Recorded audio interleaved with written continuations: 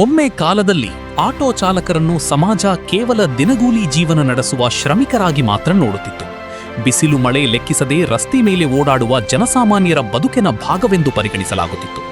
ಆದರೆ ಗದಗ ಜಿಲ್ಲೆಯ ಆಟೋ ಚಾಲಕರು ಆ ಹಳೆಯ ಕಲ್ಪನೆಯನ್ನು ಸಂಪೂರ್ಣವಾಗಿ ಬದಲಿಸಿದರು.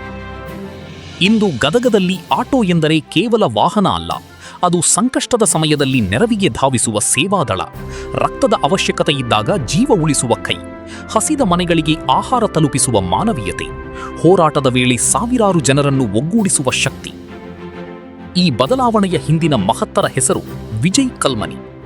ಅವರ ನೇತೃತ್ವದಲ್ಲಿ ಗದಗ ಜಿಲ್ಲಾ ಆಟೋ ಚಾಲಕರ ಮಾಲಕರ ಸಂಘ ಇಂದು ರಾಜ್ಯದ ಗಮನ ಸೆಳೆದ ಸಮಾಜಮುಖಿ ಸಂಘಟನೆಯಾಗಿ ಬೆಳೆದಿದೆ.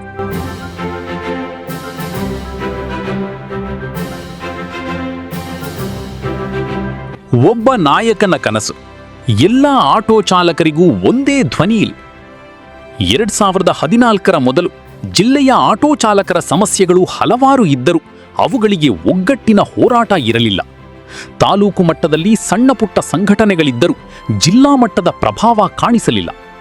ಅಂತಹ ಸಂದರ್ಭದಲ್ಲಿ ವಿಜಯ್ ಕಲ್ಮನಿ ಸಂಘದ ಜಿಲ್ಲಾ ಅಧ್ಯಕ್ಷರಾಗಿ ಅಧಿಕಾರ ಸ್ವೀಕರಿಸಿದರು. ಅವರು ಮೊದಲ ಸಭೆಯಲ್ಲೇ ಹೇಳಿದ ಮಾತು ಇಂದು ಕೂಡ ಚಾಲಕರ ಮನದಲ್ಲಿ ಜೀವಂತವಾಗಿದೆ. ಒಬ್ಬ ಆಟೋ ಚಾಲಕನ ನೋವು ಎಲ್ಲರ ನೋವಾಗಬೇಕು. ಈ ಚಿಂತನೆಯೇ ಮುಂದಿನ ದಿನಗಳಲ್ಲಿ ಮಹಾ ಸಂಘಟನಾ ಚಳುವಳಿಗೆ ಕಾರಣವಾಯಿತು. ಮನೆ ಮನೆಗೆ ತೆರವಿ ಕಟ್ಟಿದ ಸಂಘಟನೆಯ ಸಾಮ್ರಾಜ್ಯ. ಸಂಘಟನೆ ಕಾಗದದಲ್ಲಿ ಹುಟ್ಟುವುದಿಲ್ಲ, ಜನರ ನಂಬಿಕೆಯಲ್ಲಿ ಹುಟ್ಟುತ್ತದೆ. ಈ ನಂಬಿಕೆಯನ್ನು ಕಟ್ಟಲು ಸಂಘದ ಪದಾಧಿಕಾರಿಗಳು ಗ್ರಾಮದಿಂದ ನಗರವರೆಗೆ ತೆರಳಿ ಆಟೋ ಚಾಲಕರ ಮಾಹಿತಿ ಸಂಗ್ರಹಿಸಿದರು. ಮಂಜುನಾಥ್ ಅಗಸಿಮನಿ, ಬಾಬಾಜಾನ್ ಬಳಗಾನೂರ, ರಫೀಕ್ ಜಮಾಲಖನ, ಹುಲಗೇಶ ಗೆಗ್ಗಳಿ, ಮಲ್ಲೇಶ್ ಮುಂಡರಗಿ ಸೇರಿದಂತೆ ಅನೇಕರು ತಮ್ಮ ಸಮಯ, ಹಣ ಮತ್ತು ಶ್ರಮವನ್ನು ಸಂಘಟನೆಗಾಗಿ ಮೀಸಲಿಟ್ಟರು. ಅವರ ಪರಿಶ್ರಮದಿಂದ ಸಾವಿರಾರು ಆಟೋ ಚಾಲಕರು ಒಂದೇ ಕುಟುಂಬದಂತೆ ಬೆಸೆದುಕೊಂಡರು.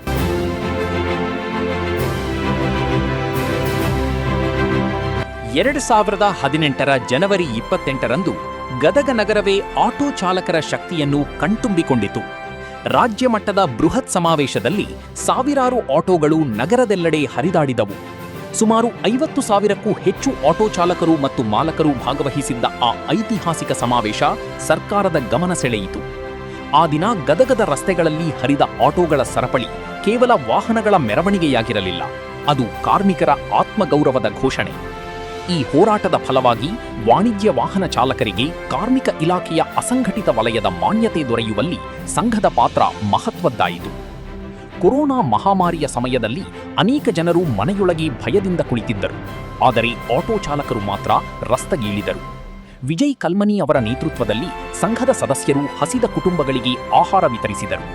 ಸಾವಿರಾರು ಆಟೋ ಚಾಲಕರ ಮನೆಗಳಿಗೆ ದಿನಸಿ ಸಾಮಗ್ರಿ ತಲುಪಿಸಿದರು. ಮಕ್ಕಳಿಗೆ ಹಾಲು ವಿತರಿಸಿದರು. ಜಿಲ್ಲಾ ಆಡಳಿತಕ್ಕೆ ಉಚಿತ ಆಟೋ ಸೇವೆ ಒದಗಿಸಿ ಆರೋಗ್ಯ ಸೇವೆಗೆ ಸಹಕರಿಸಿದರು. ಅದು ಕೇವಲ ಸೇವೆಯಲ್ಲ, ಜೀವದ ಹೋರಾಟದಲ್ಲಿ ಸಮಾಜದ ಜೊತೆ ನಿಂತ ಮಾನವೀಯ ಸಂಕಲ್ಪ.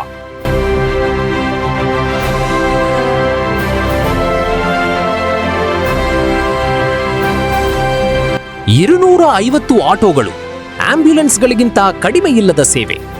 ಕೊರೋನಾ ಸಂದರ್ಭದಲ್ಲಿ ರೋಗಿಗಳನ್ನು ಆಸ್ಪತ್ರೆಗೆ ಕರೆದೊಯ್ಯಲು ವಾಹನ ಸಿಗದೆ ಜನ ಪರದಾಡುತ್ತಿದ್ದರು.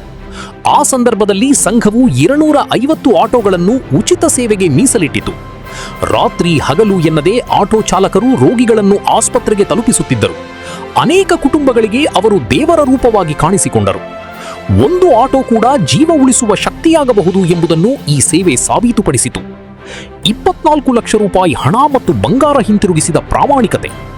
ಸಂಘಟನೆಯ ಮೌಲ್ಯಗಳನ್ನು ರಾಜ್ಯದ ಮುಂದೆ ತೋರಿಸಿದ ಘಟನೆ ಒಂದು ದೊಡ್ಡ ಮಾದರಿಯಾಯಿತು.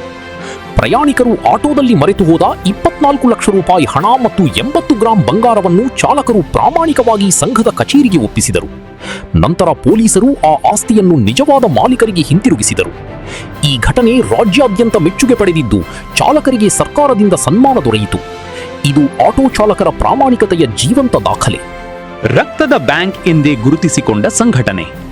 ಗದಗ ಬೆಟಗೇರಿ ಭಾಗದಲ್ಲಿ ಯಾರಿಗಾದರೂ ರಕ್ತದ ಅವಶ್ಯಕತೆ ಬಂದರೆ ಮೊದಲು ನೆನಪಾಗುವುದು ಆಟೋ ಸಂಘಟನೆ. ಒಂದು ಕರೆ ಮಾಡಿದರೆ ಸಾಕು, ಕೆಲವೇ ನಿಮಿಷಗಳಲ್ಲಿ ರಕ್ತದಾನಿಗಳು ಆಸ್ಪತ್ರೆಗೆ ತಲುಪುತ್ತಿದ್ದರು.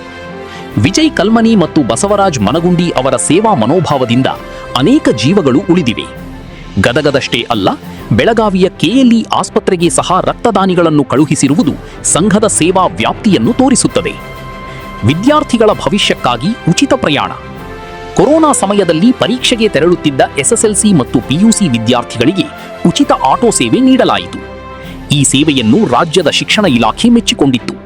ರಾಷ್ಟ್ರ ಮಟ್ಟದಲ್ಲೂ ಸಂಘದ ಹೆಸರು ಪ್ರಸ್ತಾಪಗೊಂಡಿದ್ದು ಗದಗ ಜಿಲ್ಲೆಯ ಹೆಮ್ಮೆಯಾಯಿತು. ಮಹಿಳೆಯರಿಗೂ ದಾರಿ ತೆರೆದ ಸಂಘಟನೆ.